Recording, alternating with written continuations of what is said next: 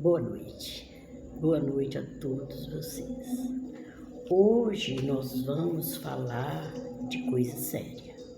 Nós vamos falar da genealogia de Jesus Cristo.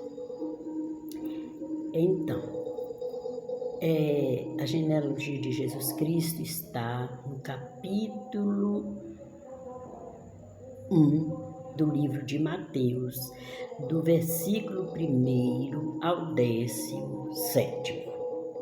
Então, a genealogia de Jesus Cristo mostra com total transparência seus componentes mais marcantes, revelando suas mazelas e as transformações pelas quais passaram ao se renderem aos propósitos do Altíssimo. Bom, nós vamos falar de três pessoas da genealogia do Senhor Jesus. Primeiro, nós vamos falar de Judá. Judá era um das 12 tribos de Israel, filhos de Jacó, 12 filhos de Jacó, que constituíram as tribos de Israel, né? Judá era da tribo da qual descendeu Jesus, gerou filhos com a nora. Vou explicar para vocês a situação. Judá tinha 3 filhos, Onã e Selá. Na lei judaica, quando um homem casava com uma mulher e ela morria, ele morria sem ter deixado filho, o próximo irmão se casaria com ela e lhe daria filhos. Então, morreu sem deixar filhos. Então, Onã se casou com a mulher. E o Onã não queria deixar herdeiro para o irmão, né? Então, quando ele se relacionava com a mulher, ele deixava o sêmen cair na terra, sabe? Para não dar um herdeiro ao seu irmão. E Deus o matou por isso. E Selá era jovenzinho. Então, o Judá combinou com a nora assim, falou com a Tamar: olha, volta para a casa dos seus pais, quando Selá já estiver adulto, eu me comunico com você. Mas ele não cumpriu a promessa. Creio que ele teve medo, acho que a Bíblia fala isso, que ele teve medo de perder esse filho também. Então, aí a Tamar ficou sabendo que o menino já era adulto e que o Judá não cumpriu a promessa que fez a ela. Ela ficou sabendo que ele ia para a tosquia das ovelhas, ele já estava viúvo nesse caso aí, para a tosquia das ovelhas dele. Então, ela se vestiu de prostituta e ficou no lugar onde ele passaria. Então, ela, com o rosto coberto, né? E aí, eles se relacionaram e ele lhe deu como penhor o seu selo, o seu cordão e o seu cajado, porque depois ele ia mandar para ela um cabrito. A paga, né? Interessante, eu acho as coisas da Bíblia assim, fantástica, sabe? Tá tudo às claras. Quantos anos que se fala do rei Davi, do que ele fez, não é? Todas as gerações souberam o que aconteceu com Davi. Ficou exposto, não é? Deus não esconde, traz tudo às claras. E aí, ela ela ficou grávida. Ele mandou entregar o cabrito para ela no local onde ele tinha se encontrado com ela e ela não foi achada. Então, ele ficou sabendo que ela estava grávida. E nesse caso aí ela seria apedrejada. Juntou Judá com os seus oficiais lá para ir até a casa dela, para apedrejá-la. Então, eles se reuniram e foram, e quando chegaram lá, ela mandou entregar, ajudar os objetos que ele tinha dado a ela como penhor e falou que ela estava grávida do dono daqueles objetos. Vitoriosa, né? E aí, ele falou, ele reconheceu o seu erro por não ter cumprido com ela o combinado, né?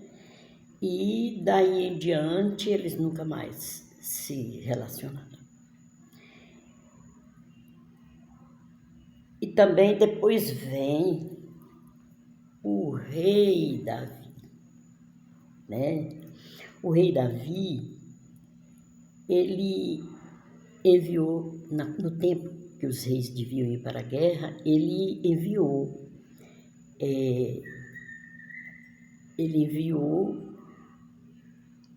a Joabe, o comandante do seu exército, seus oficiais e todo Israel para a guerra, mas ele não foi, ele ficou.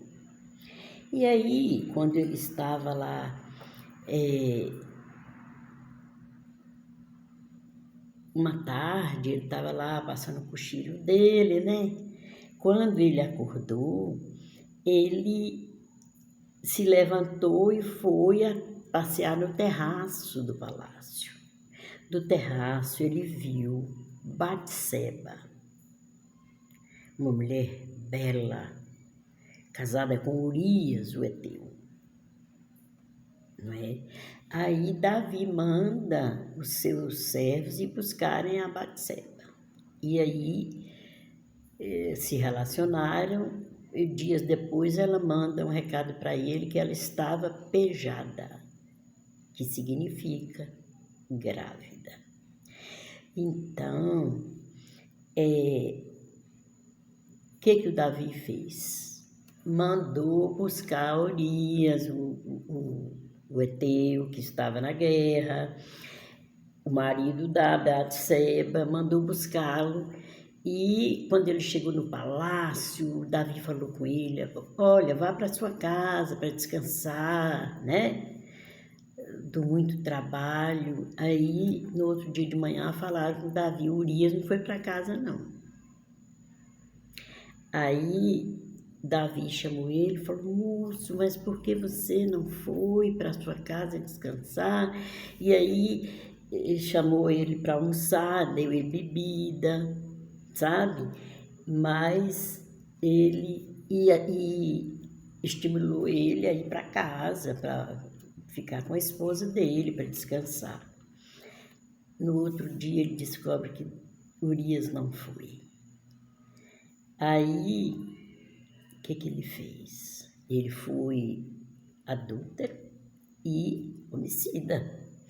Ele manda uma carta pelo próprio Urias, manda uma carta para o comandante do exército dele, o Joabe, pedindo para botar Urias na frente da batalha, para que ele fosse morto, né? Porque ele não tinha como provar, né, que Urias não foi, então a coisa ia ficar feia para o lado dele mesmo, né? Então ele levou a carta para Joabe com a sua sentença. Aí a moça ficou grávida, depois que Urias morreu, Davi mandou buscá-la e quando ela teve o filho, ele morreu.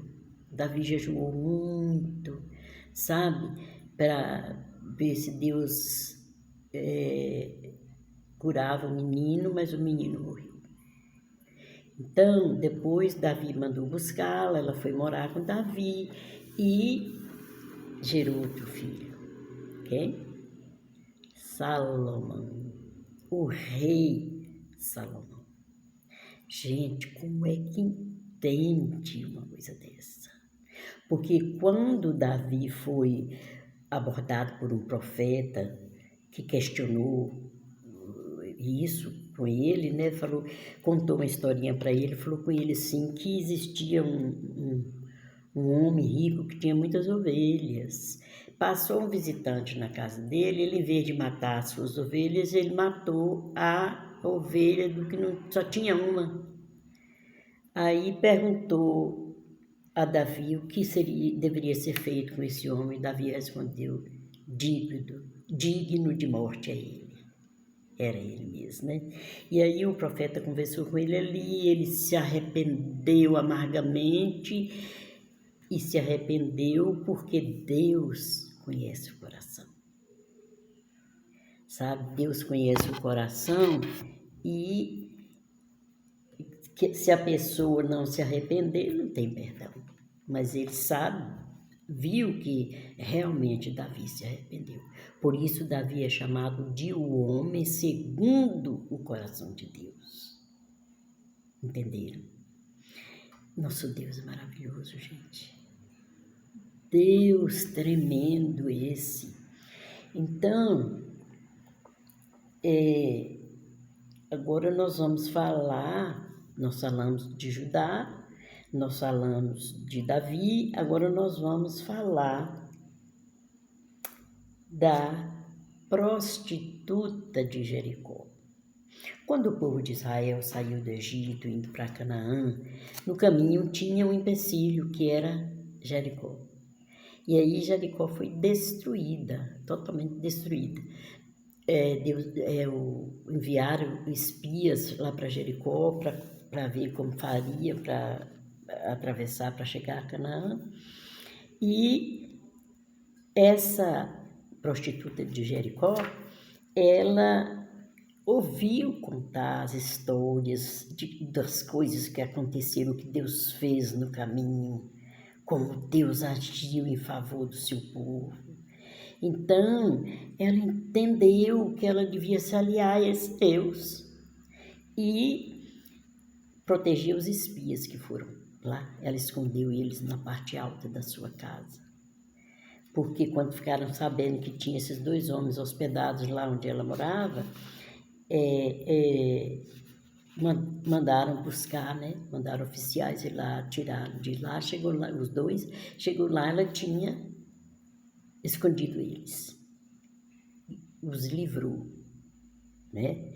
Então, por isso, ela acompanhou o povo de Israel para Canaã e ela foi mãe de Boaz. Ela foi mãe de Boaz, né? Ela foi mãe de Boaz e está na janela do dia de Jesus. A prostituta de Jericó. E ela foi mãe do avô do rei Davi. Então, eu queria falar com vocês o seguinte. Olha, não importa o que tenhamos sido antes do encontro com Jesus. A Bíblia nos informa, em 2 Coríntios 5,17, que aquele que está em Cristo é nova criatura. As coisas velhas se passaram, eis que tudo se fez novo. A chance de um recomeço. Então, ninguém pode se gloriar diante de Deus, ninguém. Porque em Romanos 3:23 está escrito: porque todos pecaram e destituídos estão da glória de Deus. Não é?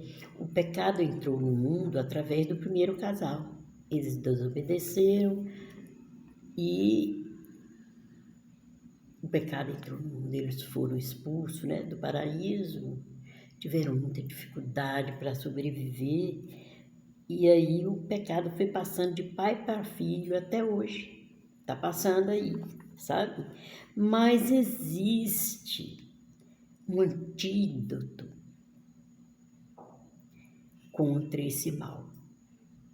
O sangue de Jesus Cristo vertido na cruz do Calvário. Seu sangue precioso nos purifica de todo pecado. Temos a chance de recomeçar uma vida frutífera ao lado do Senhor Jesus. Não é? Nosso Senhor e Salvador. Você só precisa entregar a Jesus sua vida marcada pelo pecado e receber em troca a vida eterna em glória. É coisa muito preciosa. Pense nisso com carinho. E eu queria dizer para vocês, eu tenho feito vídeos pequenos, sabe? Porque hoje a gente está muito cheio de informação, né? E aí eu gosto de fazer curtinho, mas essa história aqui não tinha como ser menor, né? E eu quero pedir a vocês, compartilhem, porque aí vocês estão sendo evangelistas, proclamando o evangelho, entendeu? Vamos trabalhar na seara do Rei Jesus, né? Vamos trabalhar, vamos nos fortalecer na palavra de Deus. Uma boa noite a vocês e até o próximo vídeo.